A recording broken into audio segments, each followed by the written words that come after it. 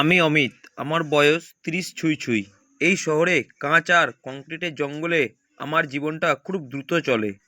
আমার মাথায় সবসময় নতুন ব্যবসার ভাবনা চলে, ডিজিটাল মার্কেটিংয়ের পরিকল্পনা আর আধুনিক জীবনের সমস্ত হিসেব নিকেশ ঘোরে।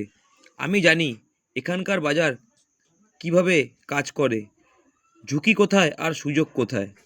কিন্তু আমার মনটা সবসময় আমাদের গ্রামের সেই পুরনো মাটির বাড়ি আর বাবার কাছে পড়ে থাকে। বাবা রতনবাবু এখনও সেই ২০ বছর আগের চিন্তাভাবনা নিয়েই চলেন। আমার কাছে তিনি আদর্শ, কারণ তিনি কঠোর পরিশ্রমী, কিন্তু বর্তমানে তার প্রতিটি সিদ্ধান্ত আমাকে একটা গভীর দুশ্চিন্তায় ফেলে দেয়। একদিন সকালে অফিসে বসে ল্যাপটপে একটি জরুরি ক্লায়েন্টের কাজ করছিলাম। বাইরে গ্রীষ্মের তীব্র রোদ জানালার কাচ ভেদ করে সেই রোদ আমার টেবিলে রাখা সবুজ গাছটার ওপর পড়ছিল। ঠিক তখনই আমার ফোনটা বেজে উঠল। আমি ফোনটা হাতে নিয়ে দেখলাম বাবা ফোন করেছেন। আমি ফোনটা রিসিভ করার সঙ্গে সঙ্গেই বাবা ফোনে উত্তেজিত স্বরে বললেন, শোনো অমিত, একটা জরুরি কথা বলার আছে। আমি একটা সিদ্ধান্ত নিয়েছি। বাবার সেই কথা শোনার পর আমি বললাম, হ্যাঁ বাবা বলো, কী সিদ্ধান্ত? তুমি কি শরীর নিয়ে কোনো? আমি কথা না শেষ করতেই বাবা বললেন, আরে না, শরীর ঠিক আছে। আমি ভাবছি পৈতৃক পুকুরটা বিক্রি করে দেব। বাবার সেই কথা শোনা মাত্রই আমার হাত থেকে পেনটা পড়ে গেল। আমি মনে মনে ভাবলাম, পৈতৃক পুকুর, যেটার সাথে আমাদের বহু স্মৃতি জড়িয়ে আছে। আমি বিস্মিত হয়ে বাবাকে বললাম, কি বলছো বাবা, পুকুরটা কেন বিক্রি করবে? ওটা তো আমাদের একটা বড় অ্যাসেট। বাবা বলল, আরে তোমাদের কি কাজে লাগে? খালি পড়ে আছে ওটা।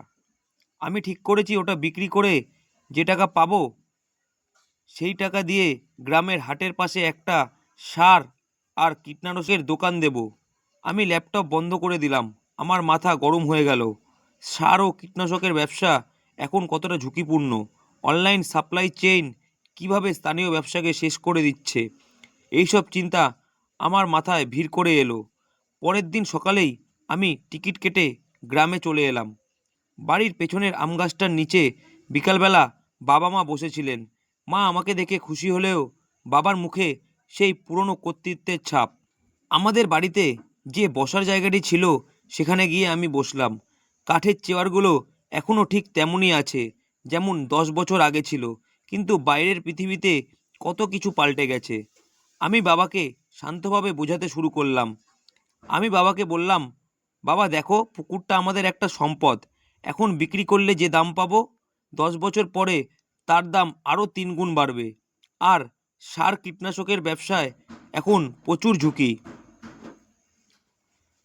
বাবা হাত নেড়ে আমার কথা উড়িয়ে দিয়ে বলল, দূর বাবা, তোমরা এসব বই পড়ো আর ল্যাপটপে বসে বসে যা শেখো তা সব ভুলে যাও। আমি এই বাজারে জীবন কাটিয়েছি, আমি জানি কিসে লাভ হয়। মানুষজন তো চাষ করবেই, সার কিনবে না। আমি বললাম, কিন্তু বাবা, এখন বড় কোম্পানিগুলো সরাসরি চাষির জমিতে সারের সাপ্লাই দিচ্ছে। মার্কেটিং বদলে গেছে। তাছাড়া 10 বছর আগে তোমার পুরনো পরিচিতিরা ব্যবসা করতেন, এখন নতুন প্রযুক্তি আর লোক এসেছে। আমি যদি পুকুরটা বিক্রি না করে সেটা সংস্কার করে মাছ চাষের সাথে ছোট একটা রিসর্টের কাজে লাগাই, তাহলে কম ঝুঁকি আর বেশি লাভ হবে। আমি এর জন্য পুরো প্ল্যান তৈরি করে রেখেছি বাবা। আমি উৎসাহের সাথে আমার তৈরি করা বিজনেস প্ল্যানটা বাবার হাতে দিলাম। প্ল্যানটা দেখতে সুন্দর, সেখানে বাজারের ডেটা, ঝুঁকি ও লাভের পরিষ্কার হিসেব দেওয়া ছিল। বাবা প্ল্যানটা হাতে নিলেন, কিন্তু উল্টেও দেখলেন না। তিনি সেটা টেবিলের ওপর রেখে দিলেন এবং আমাকে বললেন, শোনো অমিত, এত জটিল চিন্তাভাবনা আমি বুঝি না। আর আমি তোমার প্ল্যান অনুযায়ী চলবো কেন? আমার অভিজ্ঞতা কি তোমার কম্পিউটারের ডেটার চেয়ে কম? তোমরা আমাদের শেখাতে চাও আমরা বুঝি না কিছু? সারা জীবন তো এভাবেই সংসার চালালাম। বাবার এই কথাটা আমার হৃদয়ে এসে বিঁধল। আমি জানি বাবা আমাকে ভালোবাসেন, কিন্তু এই যে তিনি আমাকে আর আমার আধুনিক চিন্তাকে সম্পূর্ণ অগ্রাহ্য করছেন, সেটা আমাকে প্রচণ্ড কষ্ট দিল। আমার মনে হলো আমরা তো কেবল তাদের সুখের জন্যই আধুনিক জ্ঞান আর বুদ্ধি নিয়ে পরামর্শ দিতে চাই। তারা কেন আমাদের একটা বারও বিশ্বাস করতে রাজি হন না? কেন তারা বুঝতে চান না যে সময়ের সাথে সাথে লড়াইয়ের ময়দান বদলে গেছে? বাবা ঘর থেকে বেরিয়ে যাওয়ার পর আমি হতাশ হয়ে বসে রইলাম। আমার মা শেফালি দেবী এসে আমার পাশে বসলেন। তারও মুখেও সেই নীরব কষ্টের ছাপ। মা আমার দিকে তাকিয়ে আস্তে করে ফিসফিস করে বলল, তোর বাবা এখন খুব একা হয়ে গেছে রে। নতুন কিছু মেনে নিতে ওর কষ্ট হয়, পুরনো জিনিস ধরে রাখতে চায়। আমি আমার কষ্টটা বুকে চেপে বললাম, মা আমি জানি বাবা একা, কিন্তু তাই বলে ভুল পথে কেন যাবে? আমি তো একটা নতুন ব্যবসা দাঁড় করাতে বলিনি। আমি বলেছি যে সম্পদ আমাদের আছে সেটাকে আধুনিক উপায়ে ব্যবহার করতে। আমার কথাগুলো তার কাছে এমন কেন মনে হচ্ছে যে আমি তাকে ভুল প্রমাণ করতে চাইছি? মা বললেন, তুই রাগ করিস না বাবা, তিনি তোর ভালোই চান, কিন্তু তার কাছে মনে হয় পুরনো পথটাই সবচেয়ে নিরাপদ। আমি মাকে বললাম, কিন্তু মা, সেই নিরাপদ পথেই তো এখন সবচেয়ে বেশি বিপদ। আমি তো তাকে বুঝিয়েছি, আমি তো তাকে আমার কাজের জগৎটা দেখানোর চেষ্টা করি, কিন্তু কেন তারা বুঝতে চায় না যে এখনকার প্রতিযোগিতা কতটা মারাত্মক? আমরা তাদের বিরুদ্ধে নই, আমরা তাদের পাশে থাকতে চাই। কেন তারা আমাদের পরামর্শগুলো গুরুত্ব দিয়ে শোনেন না? এই যে তারা আমাদের সঙ্গে পরামর্শ না করে একটা বড় সিদ্ধান্ত নিয়ে ফেলেন, এটা আমাদের মনে কতটা আঘাত দেয় তা কি তারা একবারও বোঝেন না? আমার কথা শুনে মায়ের চোখে জল এসে গেল। মা আমার হাতটা ধরলেন।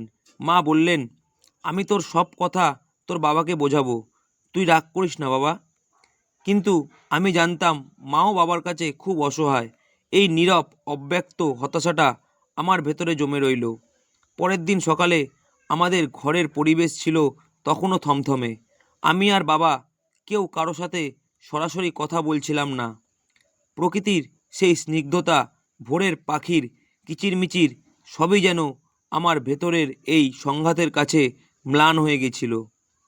আমি সিদ্ধান্ত নিলাম, শেষ চেষ্টা করব। আমি বাবার সামনে গিয়ে দাঁড়ালাম। আমি দৃঢ় কিন্তু নরম স্বরে বললাম, বাবা, আমি তোমাকে ভুল প্রমাণ করতে চাই না। আমি শুধু চাই তুমি সুরক্ষিত থাকো। তুমি কাল যে দোকান দিতে চাইছিলে, আমি জানি তোমার অভিজ্ঞতা অনেক, কিন্তু পুকুরটা বিক্রি না করে চলো আমরা পুকুরের পাশে একটা ছোট্ট গুদাম তৈরি করি। আর তুমি তোমার পুরনো পরিচিতদের কাছ থেকে কম দামে সার কিনে এনে আমার তৈরি করা একটি অনলাইন প্ল্যাটফর্মের মাধ্যমে আশেপাশের 10টা গ্রামে সাপ্লাই দাও। এখানে তোমার অভিজ্ঞতাও কাজে লাগবে আর আমার আধুনিক সাপ্লাই চেনটাও। এই কথাগুলো বলার পর আমি তখন চুপ করলাম। তখন বাবা আমার দিকে অবাক চোখে তাকালেন। তিনি আমার চোখে দেখলেন আমি তার প্রতি কোনো রাগ দেখাচ্ছি না, বরং তার প্রতি গভীর শ্রদ্ধা আর ভালোবাসা দেখাচ্ছি। তারপর বাবা দীর্ঘক্ষণ চুপ থাকার পর কাঁপা কাঁপা গলায় বললেন, তোমরা কেন এত জটিল করে ভাবো? আমি এত কিছু বুঝতে পারবো না। আমি তারপর সামনে গিয়ে বাবার হাত দুটো ধরলাম। বাবার হাত দুটি ধরে বাবাকে বললাম যে, তোমাকে বুঝতে হবে না বাবা, আমি আছি তো, আমি সব কিছু দেখভাল করব। তুমি শুধু তোমার অভিজ্ঞতা দিয়ে মানুষকে পথ দেখাবে। আমার কাছে তোমার এই অভিজ্ঞতাটাই পৃথিবীর সবচেয়ে বড় ডেটা। শুধু একবার আমার ওপর বিশ্বাস রাখো। আমি তোমাকে কথা দিচ্ছি, তোমার এই সম্পদ আমি কোনোদিন হারাতে দেব না। আমার কথা শুনে বাবার চোখ ছলছল করে উঠল। তিনি হয়তো বুঝতে পারলেন তার জেদটা আসলে কত পুরনো আর ভুল ছিল। তিনি বুঝলেন ছেলেমেয়েরা যখন পরামর্শ দেয় তখন সেখানে শুধু বুদ্ধি নয়, গভীর উদ্বেগ এবং ভালোবাসাও থাকে। বাবা কোনো উত্তর দিলেন না, শুধু মাথা নেড়ে একটা দীর্ঘশ্বাস ফেললেন। সেই দীর্ঘশ্বাস ছিল আত্মসমর্পণের, কিন্তু সেটা ছিল ভালোবাসা দিয়ে মোড়া এক নতুন শুরুর ইঙ্গিত। বন্ধুরা, এই গল্পটা শুধু আমার নয়, এটা আমাদের প্রজন্মের গল্প। আমরা জানি আমাদের বাবা মায়েরা আমাদের ভালো চান, কিন্তু যখন তারা বর্তমান পরিস্থিতি আর আমাদের গভীর পরামর্শগুলো অগ্রাহ্য করেন, তখন আমাদের মনে যে কষ্ট হয় তা কেবল একটা অর্থনৈতিক ক্ষতির ভয় নয়, সেটা হলো আস্থা না পাওয়ার যন্ত্রণা। আমি চাই তারা আমাদের আধুনিক চিন্তা, যা কিনা তাদের জীবনের নিরাপত্তার জন্যই তৈরি, সেটার ওপর একবার ভরসা রাখুক। আমরা আশা করি তারা অন্তত একবার আমাদের সাথে পরামর্শ করে সিদ্ধান্ত নেবেন, কারণ আমরাও এখন দায়িত্বশীল মানুষ, আর এই পাল্টানো সময়টা আমরাই সবচেয়ে ভালো বুঝি। বন্ধুরা, অমিতের এই গল্পটি কি আপনার জীবনের সাথে মেলে? যদি আপনারও মনে হয় বাবা মায়েরা আপনার সঠিক পরামর্শ শুনতে চান না, তবে কমেন্ট করে আপনার অনুভূতি জানাতে পারেন। প্রজন্মগত দূরত্বকে কিভাবে দূর করা যায় তা নিয়ে আপনার মতামত লিখুন। গল্পটি যদি আপনার ভালো লেগে থাকে তবে অবশ্যই ভিডিওটিতে একটি লাইক করুন এবং চ্যানেলটিকে সাবস্ক্রাইব করে আমাদের পাশে থাকুন। দেখা হবে পরের গল্পে। ততক্ষণ ভালো থাকবেন, সুস্থ থাকবেন। ধন্যবাদ।